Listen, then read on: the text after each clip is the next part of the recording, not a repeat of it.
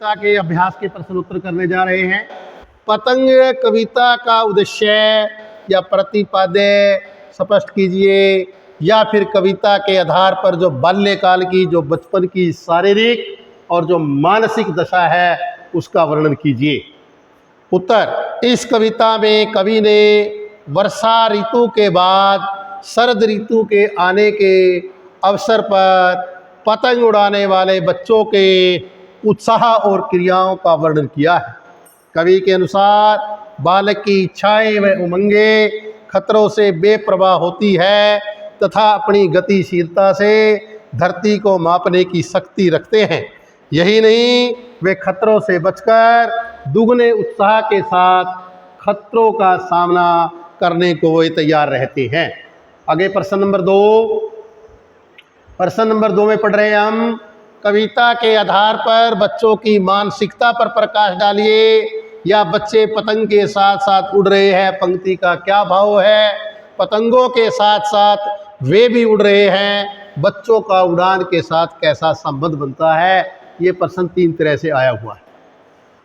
देखिए इसका उत्तर, आकाश में पतंग उड़ाते हुए बच्चे पतंग के साथ आत्मिक रूप से जुड़ जाते हैं, यानी कि उनका संबंध आत्मा का हो जाता है।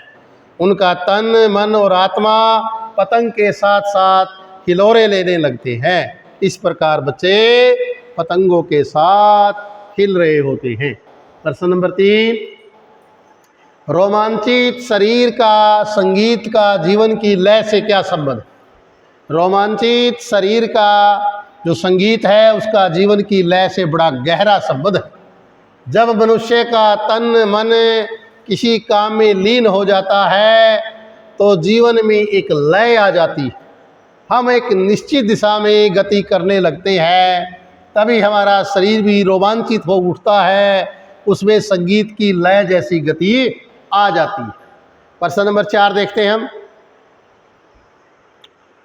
प्रश्न नंबर 4, सबसे तेज बौछारे गई भादो गया के बाद प्रकृति में जो परिवर्तन कवि ने दिखाया है उसका वर्णन अपने शब्दों में लिखना है, या फिर पतंग कविता में प्रकृति में जो रंग दिखाए हैं उनका वर्णन अपने शब्दों में करना है।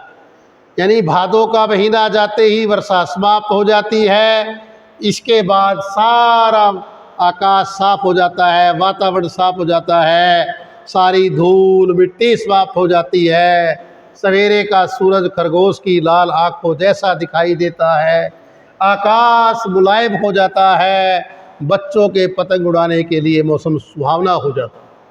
हम प्रश्न नंबर 5 करेंगे अब। जन्म से ही वे अपने साथ लाते हैं कपास, कपास का बच्चों से क्या गुण,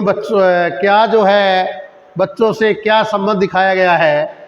कपास बहुत हल्की, मुलायम, गद्देदार और चोट सहने में समर्थ होती है, और यह गुण बच्चों में भी होते हैं।